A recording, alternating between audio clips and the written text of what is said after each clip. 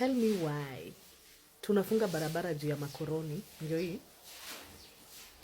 Alafu this is what they do and treat our African leaders. They usually squeezed in a bus like school children. Ndio hawa hapa hadi wana smile, wana take selfies, very very happy.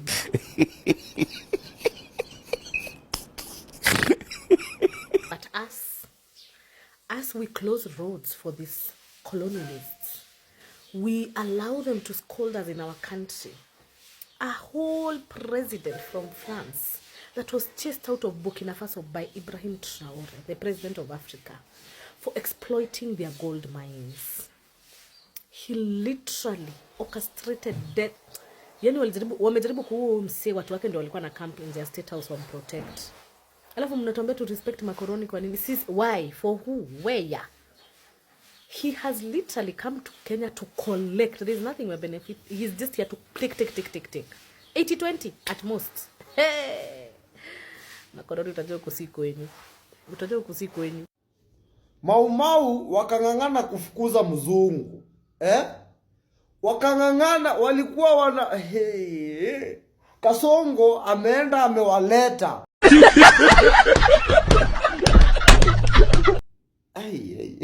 Sijui tunaenda wapi walai. Tena ni kurudi kwa msitu huko tena tuanze kukimbizana na wazungu.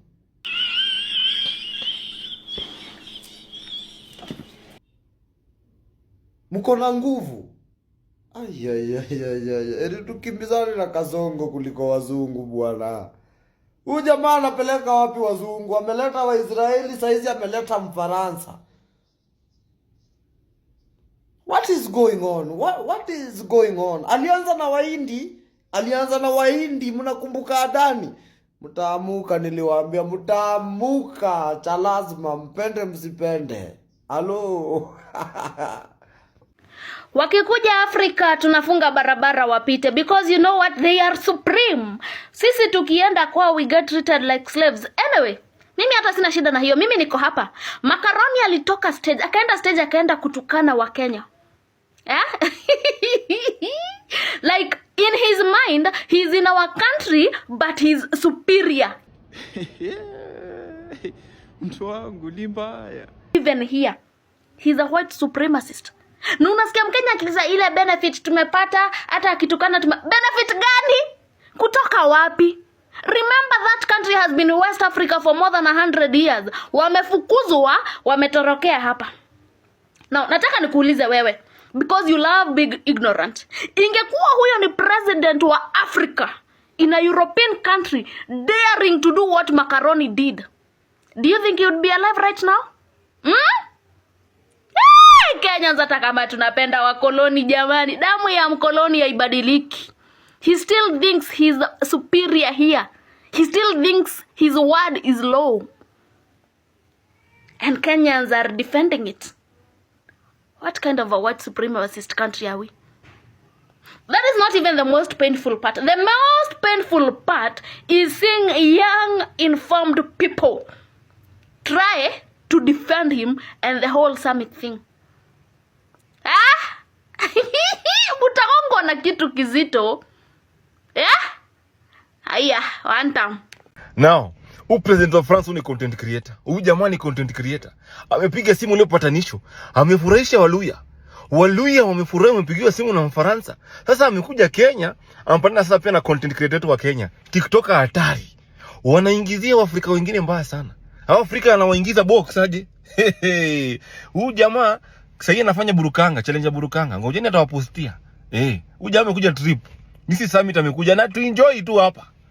I was pissed off, calmed down, got pissed off again. Then I got pissed off even some more. We make order. Excuse me, everybody. Hey. This right here, you know, you can go to a forum of people that you don't even know, have never met, and they're making noise. And if you're the one hosting, you can be like, excuse me guys, I would request that we lower our tone. There's a way you can speak. What he did right there, that is an exertion of power. That is him to show you that he's here for power. Nothing more, nothing less. And then he goes and trashes West Africa in the process. Western Africa will not be present in this room.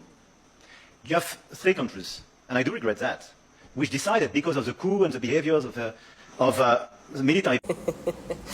Oh, wow. If indeed Africa is a place where you're supposed to do God knows what to make change, why is it that you fail in West Africa? Because they stood their ground against you. They stood their ground against you taking their resources away. They stood their ground because you were suppressing their culture. It's impossible to speak about culture. They stood their ground and you didn't like it. So now you come into this country to tell us, oh, keep quiet. Oh, we're the new Pan-Africanists. Taka, trash, loads of kaka. Mpango wako ya kesho ni nini ndio tukuje tupige kelele vizuri? Coming to Kenya and I'm supposed to be excited you're here. Kama uko na pesa, if indeed he has money, why are you bothering Africans? Why? Why bother with us? When Africans speak of sovereignty, we are called radical. But when their Europeans come into this country and speak of Pan-Africanism, muko hapa ubuntu, dancing. Foolishness. Foolish Africans. French President Emmanuel Macron is here in Nairobi and he's trying to be clever by putting quotation marks on the 3 African leaders of the Sahel region who chased the French out of their territory and told them to go back to where you came from. He is trying to pretend that, oh, those presidents, they are not so important. The presidents of Burkina Faso, of Mali and Niger are not presidents. They don't recognize them. And therefore, even here, the only people he recognizes are the people. We have no problem with the people of Niger, of Burkina Faso, of Mali. We have a problem with Ibrahim Traore. We have a problem with Assimi Goïta. We have a problem with Abdurrahim Tiani. That's what he said. Who cares? Who cares? Who cares? Apparently, William Ruto cares because William Ruto, I am going to, for the first time in my life, address William Ruto from a place of kindness because I hate the guy. Really don't like him. Hate is personal. Let's say I don't like him, I ignore him, I don't. In fact, I didn't even want to watch that thing because there was a possibility of seeing Ruto's face.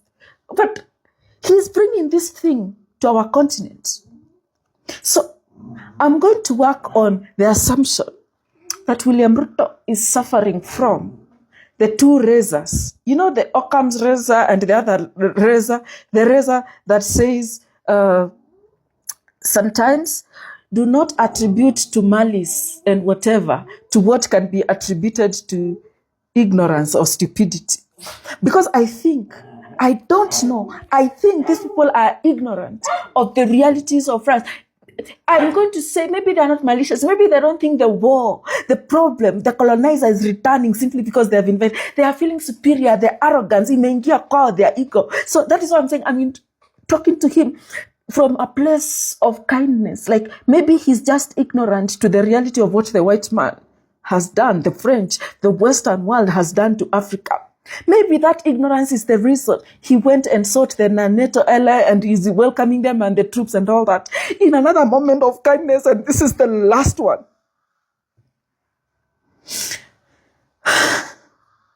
This should be a lesson that with all these answers, the simplest answer could just be the most obvious one. And the simplest answer is they have paid Kenya.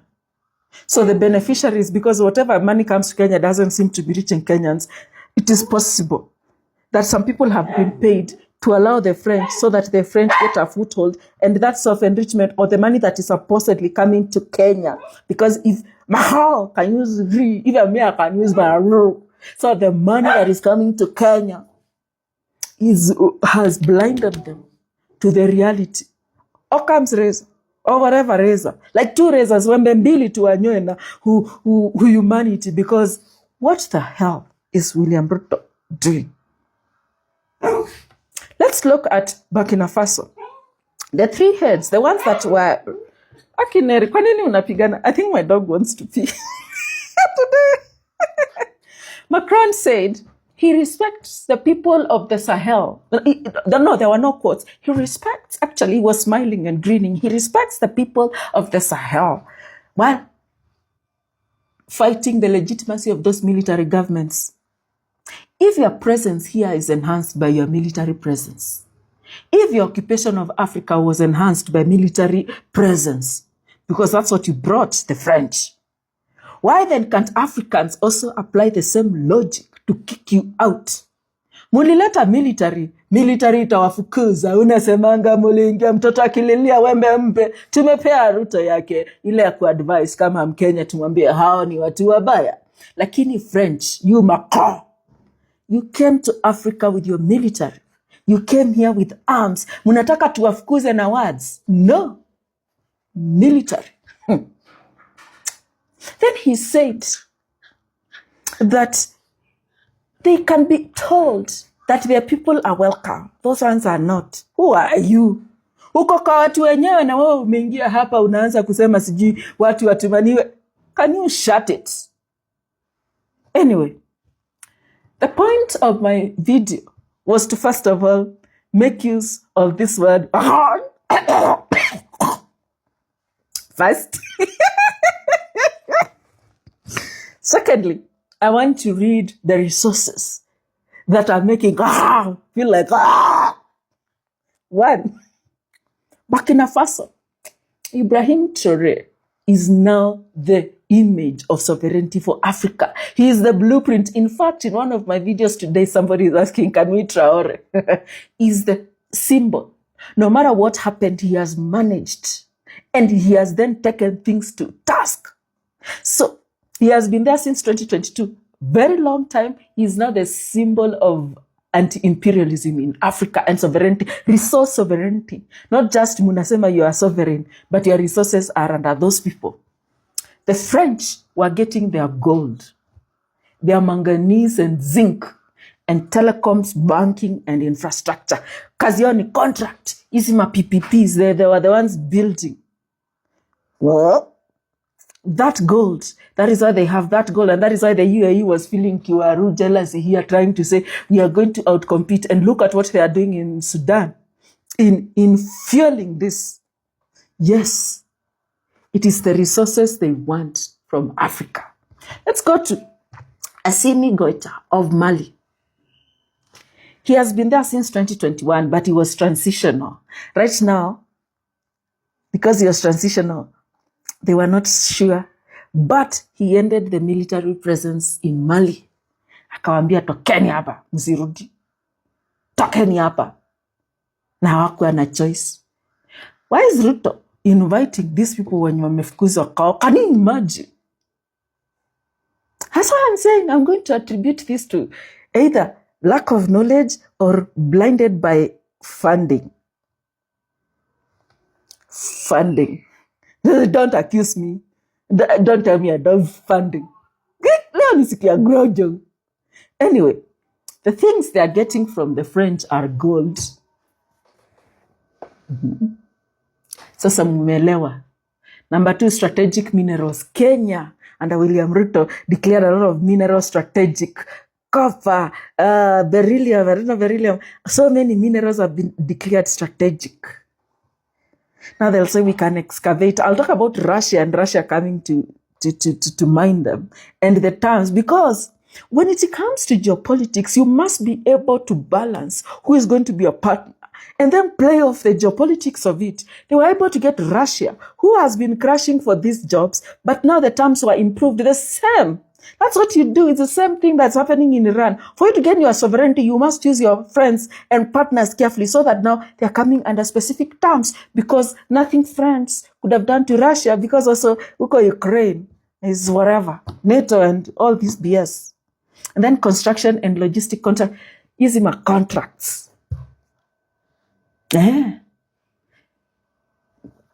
Abdulrahman Tiani of Niger, what were they getting? From 2023, he told the French, tokeni hapa na musirudi, don't let the dog knock you on your way out. This is the most important one, because they were getting uranium for their nuclear plants. Uranium is what has been fueling them, particularly now that the Strait of Hormuz, oil and pipeline interest. Kenya hapa, tumesikia Turkana kumeanza kufunguliwa. Then security and military cooperations against jihad, what? And they are the ones now we know who normally fund these rebels. Who Who funds this terrorist organization? The day we learned that Osama bin Laden had been trained by the CISG, I suddenly realized, kumbe, they rigged the game. So whatever problems Kenya is going to have, you know who has caused them. Because it's not quotes, it's a rigged game. But it will be intervention. They'll be healthy and funding and supporting and partnering. Literally, they just want to fuck us up. So we have opened the gateway. They were chased in broad daylight. We are inviting them as if to say, even if Africa wants to be sovereign, Kenya will ensure they don't. And this is the legacy of William Ruto to Africa. Mercy over. Breaking news, the president of France, Emmanuel Macron, regrets so much losing the influence inside Sahel nations, talking about Burkina Faso, Mali, and Niger. And you would believe he continued by saying that it's so hard to put aside these nations despite the fact of the behavior of the military leaders inside those nations. I'm literally talking about Captain Ibrahim Traore from Burkina Faso, Abdul Rahman Chiani from Niger, and Assimi Goita from Mali. In fact, he said these words in Nairobi, Kenya. You all understand they have a France-African summit in Kenya. France was actually humiliated and kicked out of the Sahel nations after decades of neocolonial plunder, talking about the exploitation of mineral resources from these three nations, and even their military influence was also demolished completely. Enough is enough. And you won't believe the statement Emmanuel Macron went ahead and made that 85% of Malian citizens demand France influence back in Mali. But as we all know, these three nations said enough is enough of these colonial masters. In fact, they said they don't want to see anything with the Western influence inside their nation. Keep watching, we'll keep you updated. Kasongo is a cancer to this nation. Just not a cancer, but a malignant cancer that needs to be stopped pronto. He is an existential threat to the progressiveness and development of this nation. And sometimes I think the man is incapacitated mentally because the things he is doing are tantamount to what a madman does in the market. Tell me why, when other people are running away from the fire and danger, Kasongo is running towards the danger and opening his hands to embrace the fire. And here are some examples why I say so. Look at France. France was a major colonizer in Africa, especially when you go to the Western and Central African countries, the Sahel regions and the Francophone-speaking nations. And France used a method of colonization called assimilation method, where Africans were programmed, were indoctrinated to think, act, talk, and behave like a French man. That's why you get most of these nations have adopted French as part of their language. But one thing you have to understand, there have been over 100 coup d'etats in Africa since 1960 to date. And fact check that 50% of those coups were orchestrated and engineered by the French, and they happened in those West African countries. These countries have been undergoing coup after coup after coup after coup. But they came and sat down and they looked at what can be the problem. And they looked that the common denominator here is the French. And that's why you see countries like Chad, Mali, Niger, Burkina Faso, they've kicked out the French. They have nationalized all those factories, all those mineral factories that were owned by the French. They have, expropriated back the land that were owned by the French. And one thing you have to understand, France is the fourth largest largest holder of gold reserves in the world. But ironically, they do not mine any gold in their country. They do not process any gold in their country. All this gold, you know where it's coming from, Africa. These nations are rich in minerals, but they are poor economically because they have been exploited by these people. Now, when the West African countries are chasing the French, Kasongo is opening his arms and allowing them to come. These people only come with one interest: to harvest your minerals and take them back to their countries. Hey, look at Sudan. There's a genocide going there, ethnic cleansing going there. There's a power struggle between the Sudan army and its paramilitary wing, the RSF, the Rapid Support Forces. And the RSF have been accused of war crimes and crimes against humanity. Killing of innocent civilians, torturing civilians, raping women, torturing children, name it. And while the world is scoffing at that, admonishing that, castigating that, what is Kasongo doing? He's opened Nairobi and given them a safe haven for their leaders to hold meetings here. Some of them have even purchased houses here. He has even given their top leadership Kenyan passports. Our airport is being used as a transit point for gold leaving Sudan going to Dubai and firearms from Dubai going to Sudan. While other people are calling out the madness that is happening in Sudan, we are aiding and abetting by embracing their top leadership to the point we even mingle with the leader in State House. Surely. Hey. Then we have Adani. Adani is a corrupt individual. His own country in India, they have blacklisted him. He was indicted in America by the FBI. But who is Kasongo? He wants Adani to come make for us our airport. Somebody who internationally is known as a conman, a corrupt individual, a man who's morally bankrupt. That's the kind of person Kasongo is bringing to expand our airport. Hey. Then look at the Iran war. Many people have called out America and Israel for the aggression towards Iran. But what does Kasongo, via his foreign affairs PS, we call out Iran for being aggressive, to tone down the attacks. But Iran has a right to defend itself from attacks.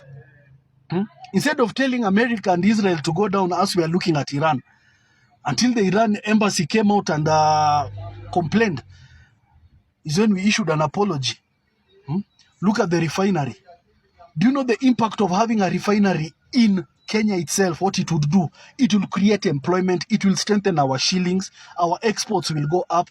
But who is Kasongo? He doesn't want it in Mombasa. He's pushing for it to go to Tanga because he knows it will disrupt the oil cartels where he gets 5 shillings per liter. That is a big economic gain for us. We can't even blink once or twice. We say yes. Dangote has said he wants to build a refinery. Let him bring it. But Kasongo wants it in Tanga, Tanzania. Hey. There's climate change. When he goes abroad, he's so passionate about climate change. But when he comes back here, what does he do? He lifts the ban on logging. Tell me, is this guy normal? Other countries are rejecting aid in exchange for sharing their health data with America. Countries like Ghana, Zambia, Zimbabwe rejected the offer from America. But who is Kasongo? Kasongo agreed and gave access to sensitive health data to the Americans just because of money. Hey. Mexico and America are fighting the new generation, Jalisco Sijui Cartel, CJNG. Then come to Kenya here, a lab is discovered in our border over there, a meth lab. That's why I tell you, good people, Kasongo is not fit to rule this country. This man is a danger to our national security. This man is an impediment to our economic growth. He does things in the opposite manner. And anything you see him pushing passionately, and vehemently, just know he is benefiting from it. Kasongo does not touch anything that will not give him any solid returns. That's the sad reality. One term